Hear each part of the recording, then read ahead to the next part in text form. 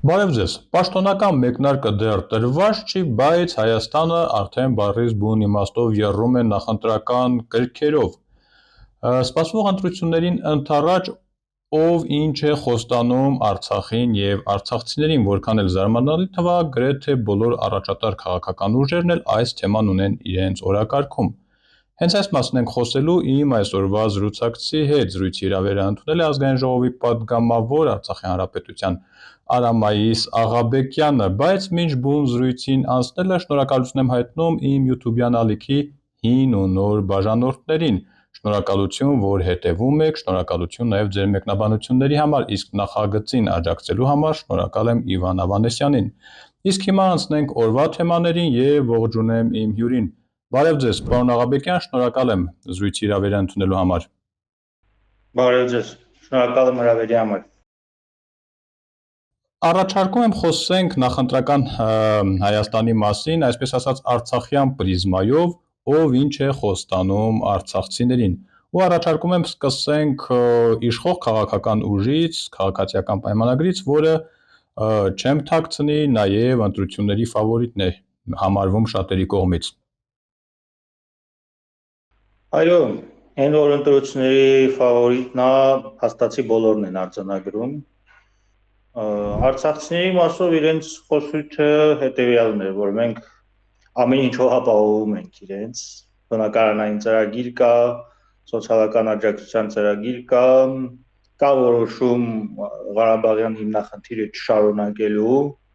եւ այդ որոշման դեմ եթե հայ ժողովուրդը դուրս է գալիս, Փաշինյանը ասում է հարց չկա։ Դուրս է գալիս, ես հեռանում եմ, եկեք Ղարաբաղի հարցը շարունակեք։ Դրա հետ մեկտեղ տակով կա նույն իշխանության, այսպես աֆիլիացված ալիքների եւ առանձին անհատների միջոցով հստակ հակաարցախյան, այդպես քարոզ, որի հիմքում դրված է արցախցի հայաստանցի թեզը, որը որ էլի փորձում են քվեշահել։ Այնպես չի, որ սա քվեշահելու նպատակ որպես այդպեսին չի հետապնդում։ Ընդհանուր առմամբ կարելի է ասել, որ քաղաքացիական պայմանագիրը ունի նաև ուղիղ լծակներ, հանձինս նրա, որ տարբեր սոցիալական ծրագրերի եւ առանձին պայմանավորվածությունների միջոցով կարողանում է ազդեցություն ունենալ։ Դրա վառապացույցը այդ հայտնի հանդիպումն է, որտեղ շնորհակալություն են հայտնում Նիկոլ Փաշինյանին արվող արցախցի շնորհակալություն հայտնում Նիկոլ Փաշինյանին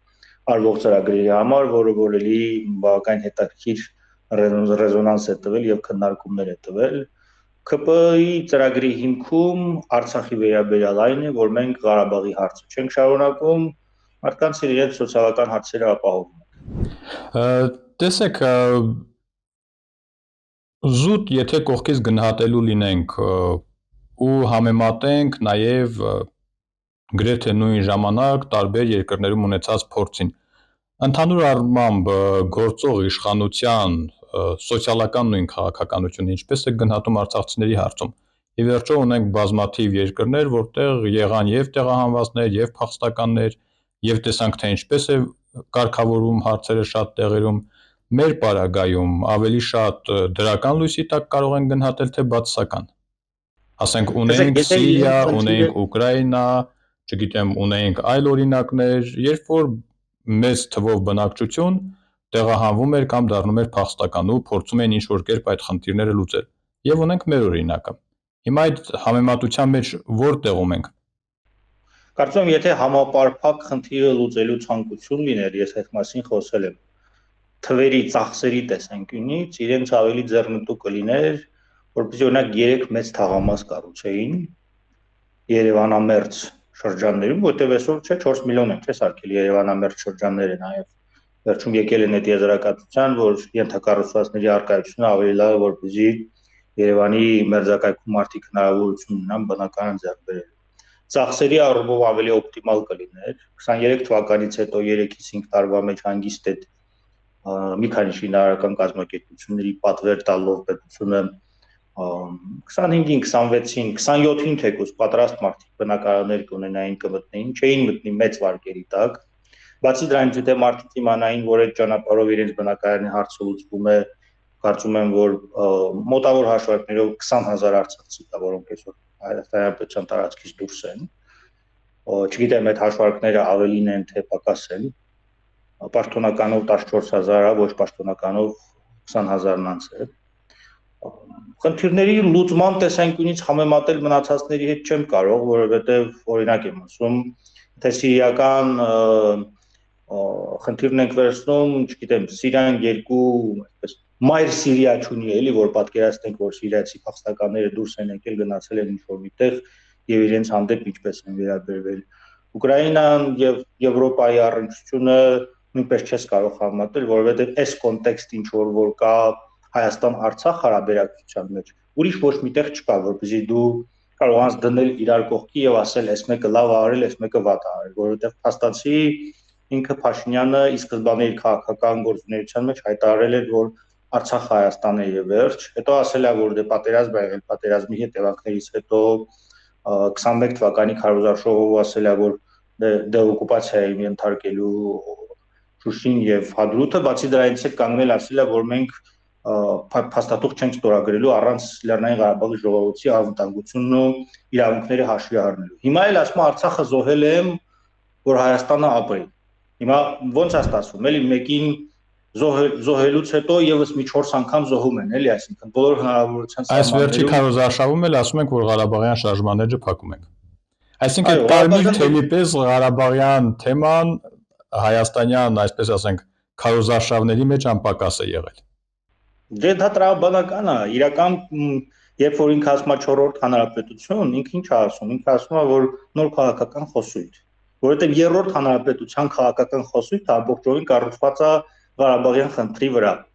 Ուզեն, չուզեն, իրենք կանգնեն ու ասեն, որ Ղարաբաղյան խնդիրը չի շարունակվում եւ այլն, մեկ է։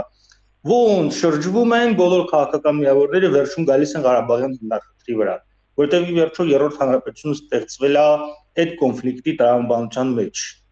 Այսինքն չես կարա դու արմատից հանես, դրա համար ասում հռչակագիրը հանենք, կարող է մարդիկ մոռանան։ Չգիտեմ, սա անենք, կարող է մարդիկ մոռանան, բայց դե ինչ որ ուղեղի մի մասն է, հոգու մի մասն է, սրտի մի մասն է, դժվար է դա այդպես մի բանով գրիչով հանել եւ հեռացնել։ Շատ լավ, անցնենք հաջորդ քաղաքական ուժին ու Սամվել Կարապետյան, ինչ է խոստանում արցախցիներին ուժեղ Հայաստանը։ Տեսեք, այն պահով, որ իրենք ասում են, որ բաներ են կառուցելու, բնակավայրեր են կառուցելու, թաղամասեր են կառուցելու, կարծում եմ, որ տրամաբանական խոսույթ է եւ այդպես անելը ավելի դրական արձագանք կստանա արցախցիների մեջ, վստահաբար այդպես է։ Մնացած մասով թե դա ինչպես է լինելու, ինչ ժամանակում է լինելու եւ ինչպես է լինելու, դա արդեն երևի իշխանություն ստանձնելուց հետո։ Մի բան ուզում եմ կարևոր արձանագրել, որ կոնկրետ ուժեղ Հայաստանը չի կանգնում ասում եւ որ մենք այդպես Արցախը հետ ենք բերելու։ Ավելին իրենք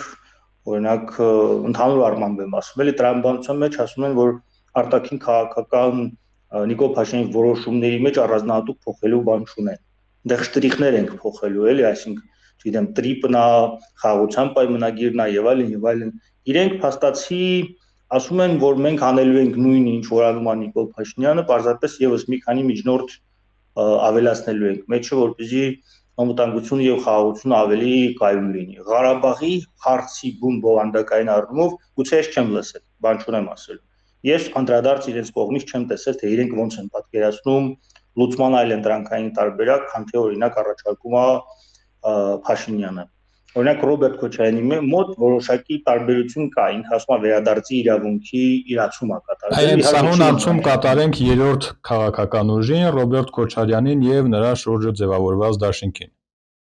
Իրենք ի տարբերություն Նիկոլ Փաշինյանի եւ ի տարբերություն ուժեղ Հայաստանի շեշտադրումը դրել են վերադարձի իրավունքի իրացման վերաբերյալ։ Թե ինչպես պետք է այդ վերադարձի իրավունքը իրացվի, մանրամասներ չեն ասում։ Բայց զուգահեռ ասում են նաև, որ Ադրբեջանի հետ պատերազմելու պլաններ չկան եւ տարածաշրջանային խաղաղությանը կողմնակից են։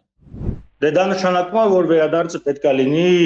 Ադրբեջանի տարածքային ամբողջականության շրջանակներում եւ մենք պետք է Ադրբեջանի դրոշի տակ ապրենք։ Նա ապրող էինք, ընդեղ էինք, էլի կապրեինք, այսինքն սա ավելի շատ քաղաքական այնպիսի խոսույթ է, որ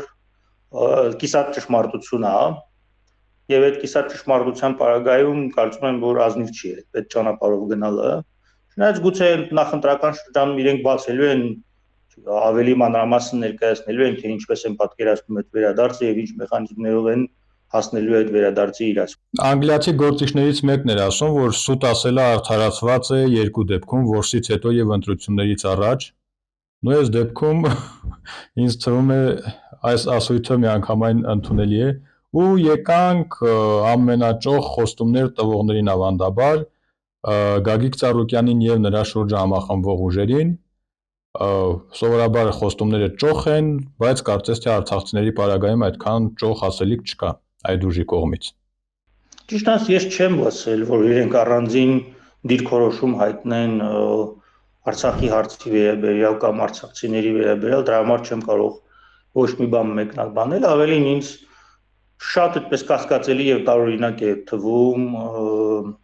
Ծառուկյանի քաղաքական միավորի ոչ այնքան ակտիվ լինելը, քան ես եմ պատկերացնում։ Մենակ 21 թվականին էլ կարծում եմ, որ իրենք անպատասխան ակտիվություն ցուցաբերելու դեպքում բոլոր հնարավորությունները ունեին խորհրդարան անցնելու։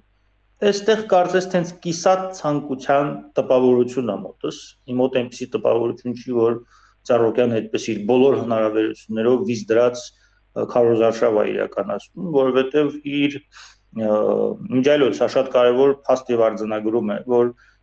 իր ենթակառուցվածքները ոչ մի բանով չեն զիջում մնացած ձեռնարկած քաղաքական ուժերի ենթակառուցվածքներին եւ այդ բոլոր ենթակառուցվածքները միացնելու դեպքում Ծառուկյանը կարող է քաղաքական լուրջ արդյունքներ ցուցաբերել, նույնիսկ ավելին, քան 5%-ի շեմ հաղթահարելն է։ Ժամանակը ցույց կտա, կարծում եմ ինքը բավականին խելացի գործարար է, հաստատ ավելի խելացի է, քան իրենց թիվը հաշվի առնելով կարծում եմ մոտ 8% պետք է որ ապահովեին անցումային շեմը հաղթահարելու համար։ Իրենք դաշինքով չեն գնում։ Իրենք կարող են 5%-ով էլ անցնել, որովհետև ինչքան գիտեմ, իրենք այն բոլոր կուսակցությունները, որոնք միանում են իրենց, առաջարկ Հայաստանին ծրագրի շրջանակներում մեկ կուսակցության տարբերակով են գնալու, այդպես որպեսզի 5%-ի խնդիր լուծեն, այլ ոչ թե 8%-ի։ Իրենք այդ առումով ավելի այդպես ճկուն են։ Իրատես են եղել։ Այո, իրատես եւ ճկուն են եղել։ Կարծում եմ բոլոր շանսերը ունեն, դեռևս քաղաքական խոսույթ, քաղաքական ծրագիր չկա, գուցե լինելու է,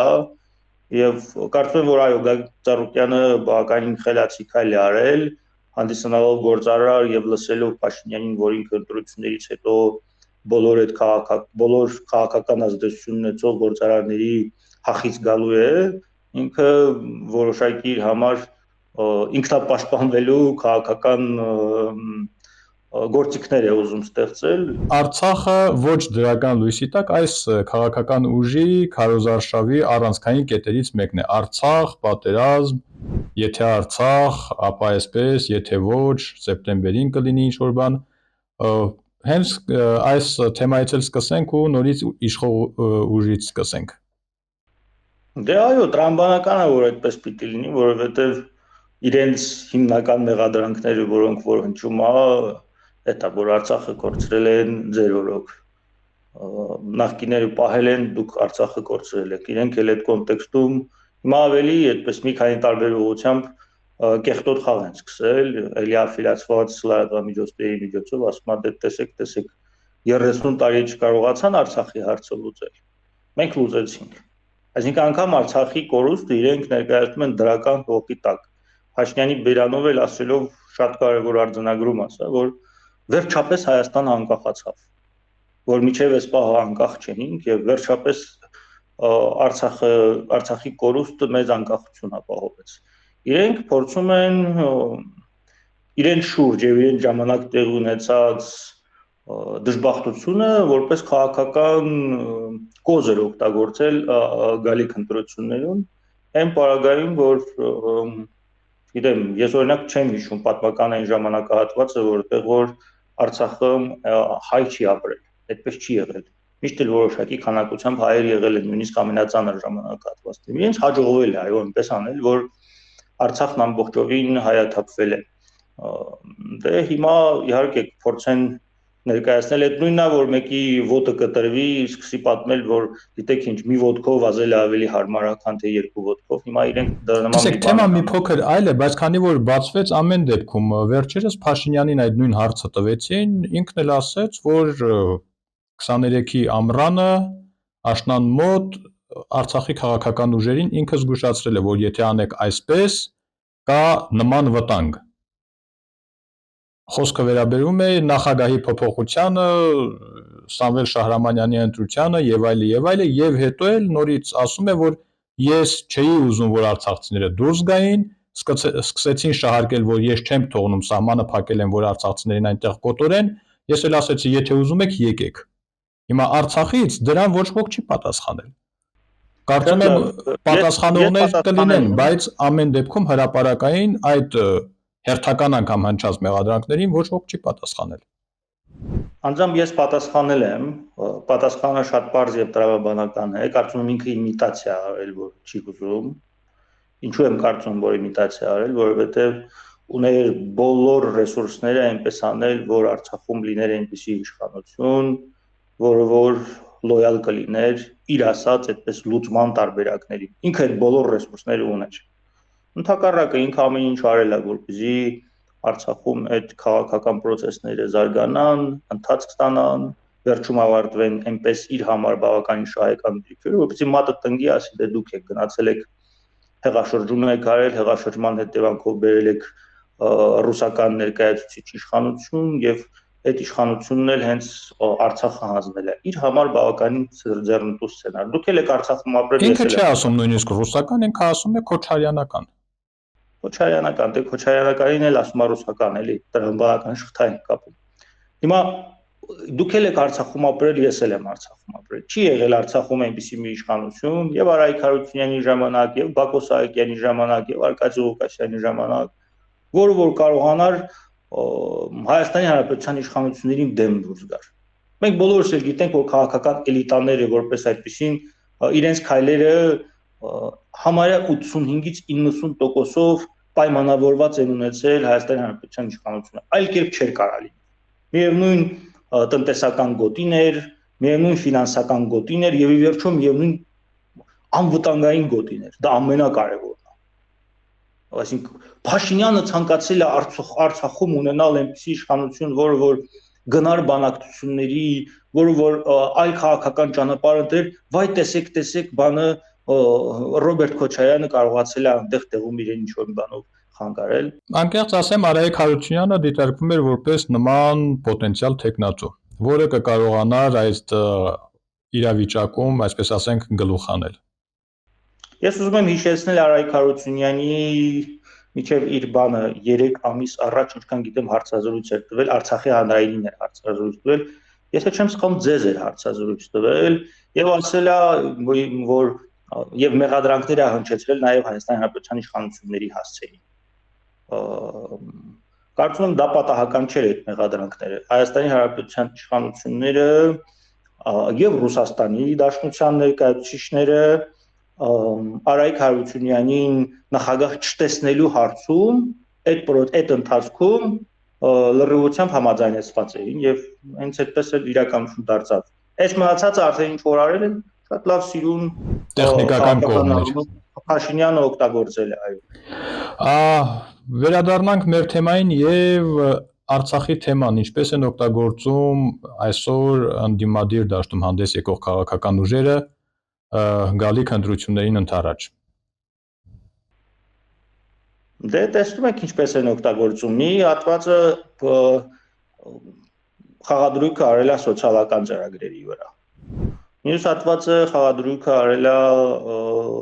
վերադարձի իրավունքի իրացման վրա եւ փորձում է ազդեցություն ունենալ։ Ընտրությունների արդյունքները ցույց կտան, թե որքանով է հաջողվել։ Ուզում եմ մի կարևոր արձանագրում անել, ոչ Արցախից տեղահանված հայերը, ոչ այստեղի հայերը քաղաքական առումով այդպես միամիտ չեն եւ շատ լավ պատկերացնում են ինչ է կատարվում եւ ռացիոնալ ընտրություն են կատարելու ցանկացած պարագայում ցանկացած կատարված ընտրություն պետքա ողջունելի լինի Երկարատև process-ներ է լինելու, ես համաձայն չեմ այն քաղաքական դեմքերի եւ ուժերի ներկայացուցիչների հետ, ովքեր որ հունիսի 7-ը ապոկալիպտիկ իրադարձություն են հայտարարում, որ եթե այսպես չլինի, աշխարհը փլուզվելու է եւ ամեն ինչ վերանալու է, չէ, այդպես չի, process-ներ են, այդ թվում եւ աշխարհակաղակական լրջագույն process-ներ, որոշ շրջանակներում Հայաստանը քաղաքական որոշակի տրանսֆորմացիայի հաստատ ենթարկվելու է եւ այդ տրանսֆորմացիայի հիմնական խնդիրը լինելու է ընդ որում աշխարհակաղակական կենտրոնների դաբրոյով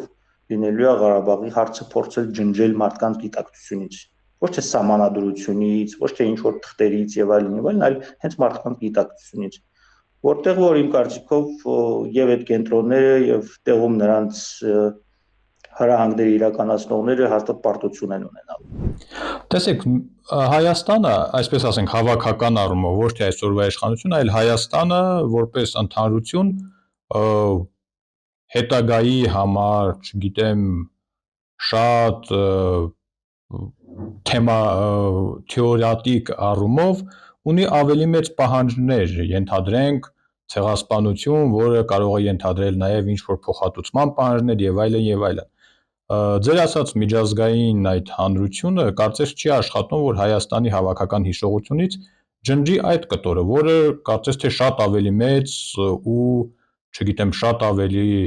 ազդեցիկ ուժերի է կպնում, քան Արցախի մասին հիշողությունը, որը դուք նշում եք, որ փորձելու են ամեն կերպ ջնջել հիշողությունից։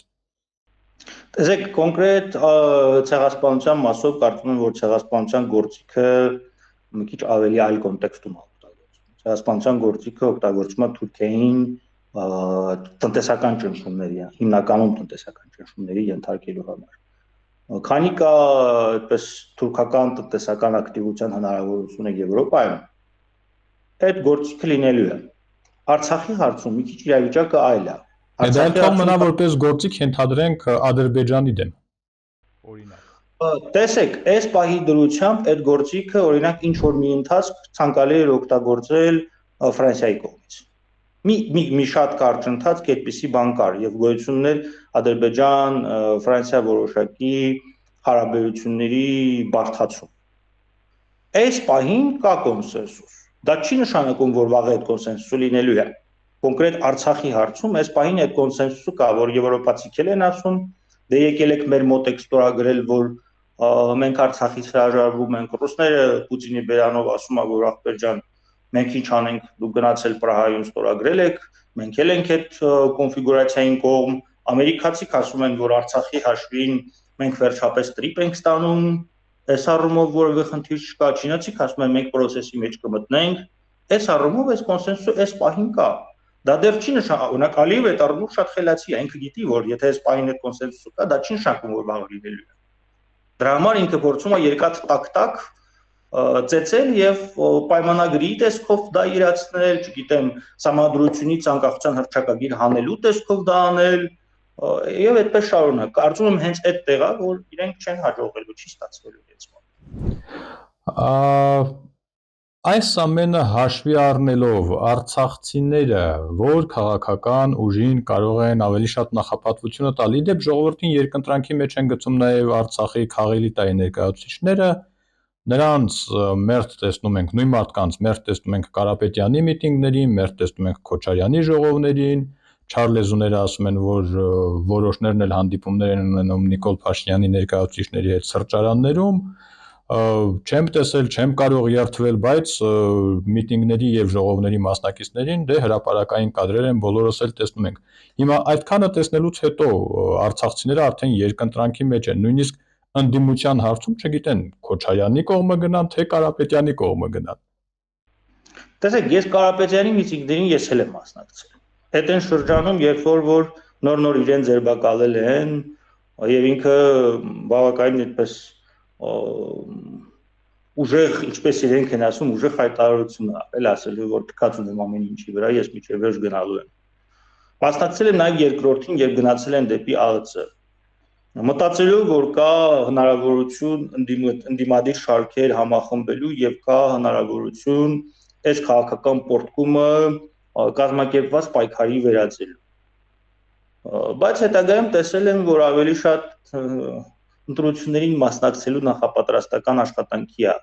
սա նմանվում եւ ամենևին էլ օրինակ Փաշինյանի պես միջևերջ գնալու պատրաստակամություն այս կողմում չկա։ Փաշինյանը միջևերջ գնալու պատրաստակամություն ունի եւ կարծում եմ քաղաքական հաղթանակ ապահովելու համար սա պարտադիր պայման է։ Առնվազն քո հակառակորդի չափ պետք է համարձակություն։ Եթե դու ստրախովկեքով ես քայլերը բոլորը տանում, ինքը որևէ այդպես ոնց է կոչվում է տորմուզը հայերեն չգիտեմ, ինքը արգելակներ չունի։ Այդ մարդը արգելակներ չունի։ Արգելակներ չունեցող մարդու հետ 1000 տեսակի արգելակով չես կարող մրցել։ Ինքը ոչ մի արգելակ չունի։ Պատրաստ է գնա գլուխը ջարդի, բայց արագություն երբեք չի կորցնում։ Այս պարագայում նման մարդու հետ առնվազն այս ոճը պետք է ավելանա։ Ինչ վերաբերում է նրան արցախցիները ում պետք է ընտրեն, կարծում եմ ամեն ոք ինքը առանձին առանց տարբերության այդ քաղաքական էշելոնի ձեր ասած ներկայացուցիչների ինքնուրույն այդ որոշումը կայացնելու է, իր համար ընդունելի որոշումը եւ նորից եմ ասում, ցանկացած համընդհանուր որոշում, ես համոզված եմ, որ ճիշտ է, որովհետեւ առանձին, ինչպես Վանո Սիրադեղյանն է ասել, առանձին մարդիկ կարող են հիմար լինել, բայց ժողովրդի հավաքական տեսակետը միշտ էլ ճշմարտությունը արտացոլում է։ Իդեպ ինչ կարծիք եք, արցախցիների մեջ Փաշինյանի կողմնակիցների որոշակի թիվ կա, թե չէ։ Կարծում եմ այո, բավականին զգալի թիվ կա, ընդ որում մեծ մասը ծպտյալ, հանձինս նրա, որ տնտեսական, ֆինանսական, ինչու՞ չէ նաև քրեական գործերի առումով կապերի տեսանկյունից որոշակի պարտավորությունների իրենց վրա վերցրած մարդիկ կան, գաղափարական չեմ կարծում, որ կլինեն, որովհետև տրամաբանություն չկա արցախցիների համար այսքանից հետո գաղափարական փաշինյանական լինելու, բայց մնացած առումներով այո, կա որոշակի թիվ հաստատ կա։ Շնորհակալություն ձեր անկեղծ պատասխանների համար, պարոն Աղաբեկյան, շնորհակալություն հետաքրքիր զրույցի համար։ Հիշեցնեմ, որ այսօր հարցազրույցի ձևաչափով զրուցեցինք Արցախի ազգային ժողովի պատգամավոր Արամայիս Աղաբեկյանի հետ։ Այսքանն էինք նախատեսել, ամուր եղեք ու մի քիչ էլ զգույշ, կհանդիպենք։